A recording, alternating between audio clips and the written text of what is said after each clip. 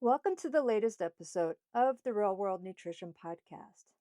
This is episode 169, New Year Reset, Setting Realistic Health Goals. Hi, everyone. Welcome to another episode of the Real World Nutrition Podcast. I'm your host, Shelley, registered dietitian nutritionist.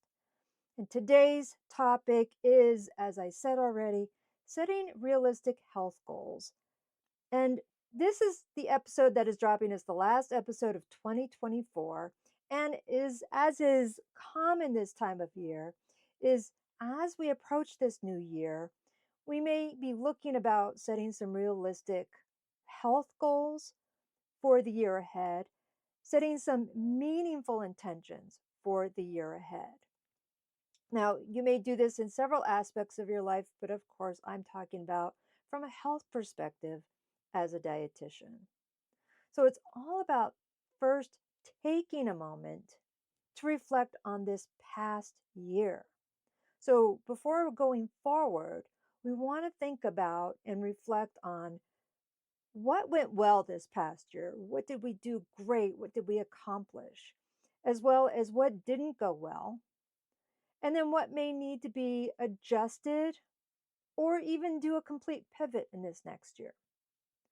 So I'll explore also why setting goals is more effective than the tired use of resolutions and what those differences are, and how to create a plan that can help cultivate lasting wellness habits. So, first up, I would encourage you to take some notes or at least come back and when you have time to take notes, if you can't remember this, because I can't remember this when I hear things, I have to take notes. So before looking forward, we want to reflect on things. And why does this matter? So when we look forward, we have to look back first and see what have we done and where have we been? And looking at this past year, it helps us recognize accomplishments. It also helps identify challenges we may have had and potentially pinpoint areas for growth.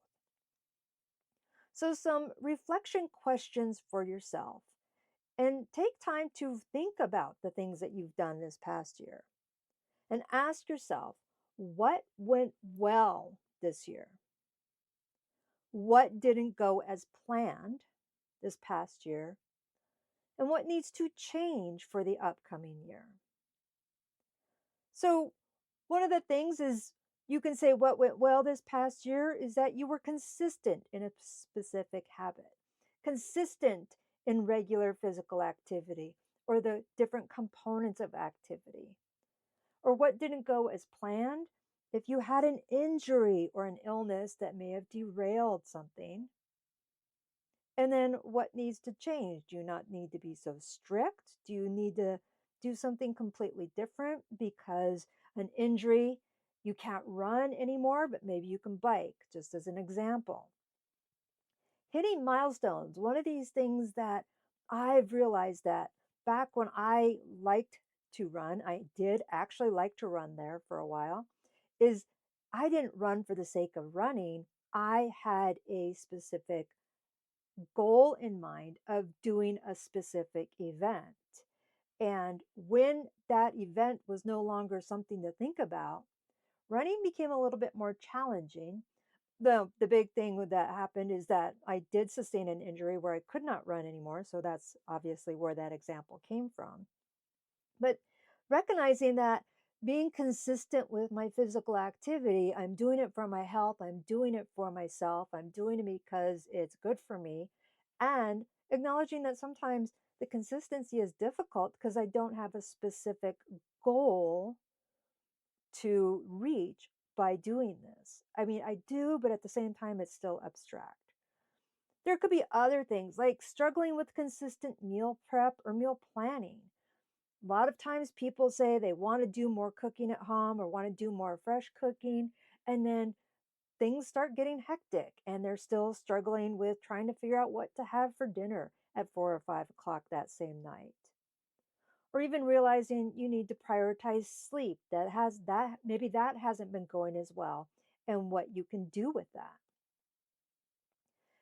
And then next up is let's talk about setting realistic health goals and talking about goals versus resolutions.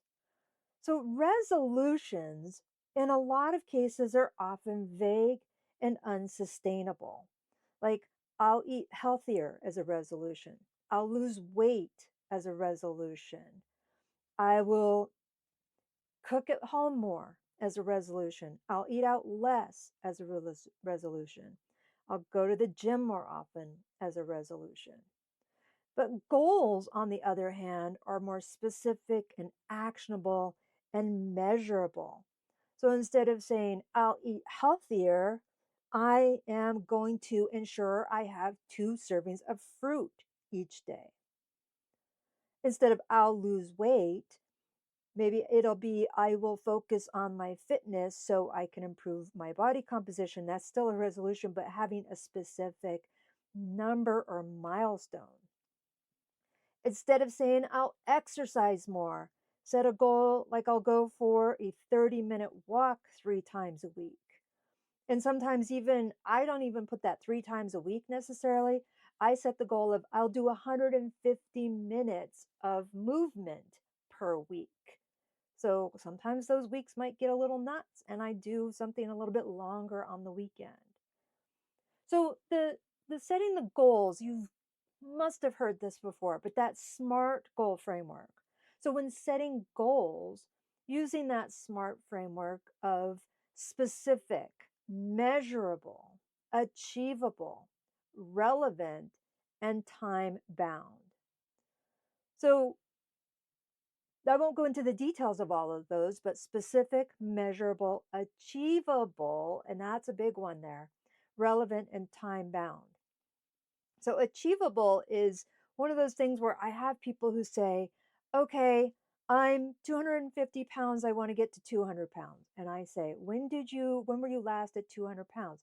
And that was maybe 20 years ago. Is it achievable?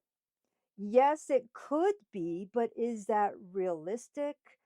I mean, that achievable aspect, some things may be achievable, but is it realistic? So the relevant or realistic, relevant, it's different for different ways of looking at it when you say the SMART and the R being relevant or realistic. Achievable and realistic. So I'm not saying, you need to say you can't make it to 200 pounds because maybe that is definitely realistic for you and even less than that would be more realistic. But if this is something where it hasn't been there in a long time, that may not be achievable or relevant. Or people say, I'm going to exercise every day. Well, is that achievable? Is that realistic? We do have to have rest days. So, again, really make sure that it's achievable and realistic, as well as specific and measurable, and then you have a time frame there. And focus on the process, not just the outcomes. So rather than focusing solely on the weight loss and what that number is, it's how will you get that weight loss? And so consider the process oriented goals. Like I will cook dinner at home 5 nights a week. I will pay attention to getting proper serving sizes or serving amounts of fruits and vegetables every day. And that will, in some cases, most cases, help with a weight goal. So it's more all encompassing when people have an idea of a weight goal, but there's a whole process that has to come with that. And that process can help lead to sustainable outcomes. So I want to talk about setting some practical tips for goal setting. So again, we want to have it being specific and measurable, but also achievable.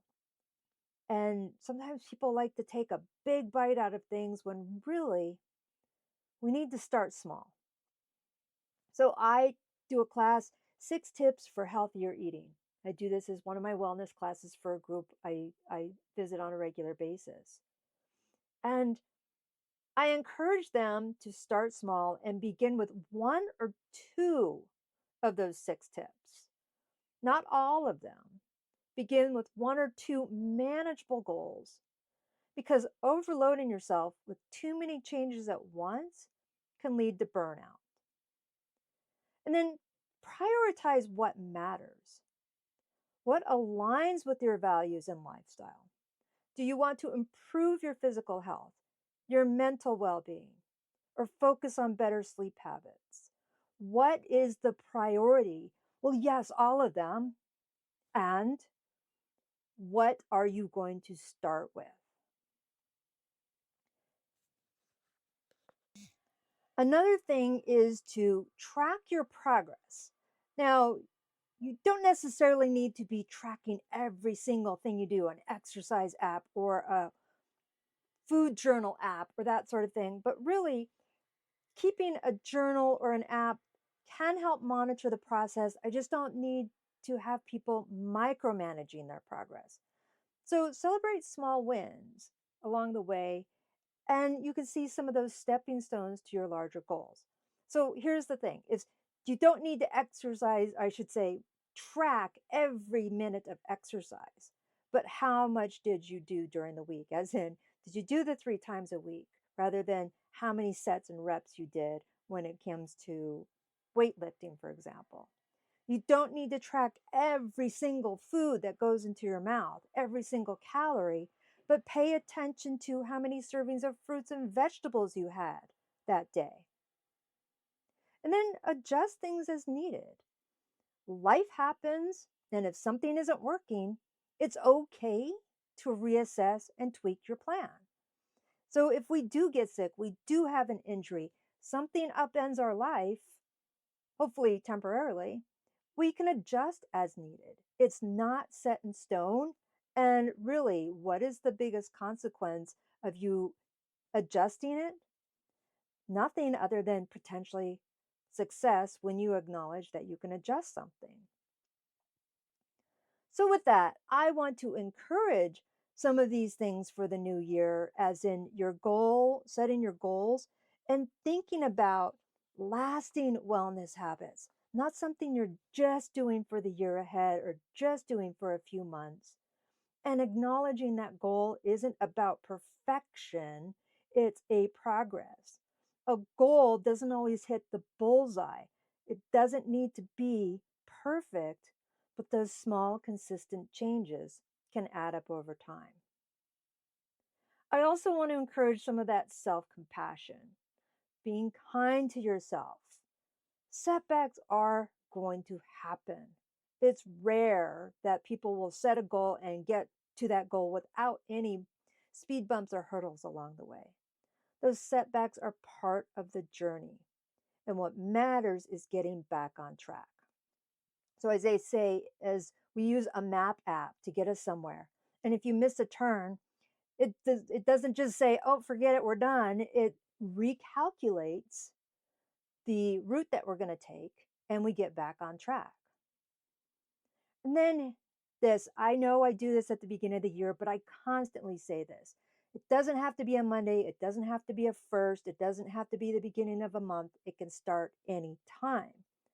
So if you're listening to this on Friday or over the weekend, you don't have to wait until Wednesday, January 1st or Monday, January 6th to start whatever your goal may be.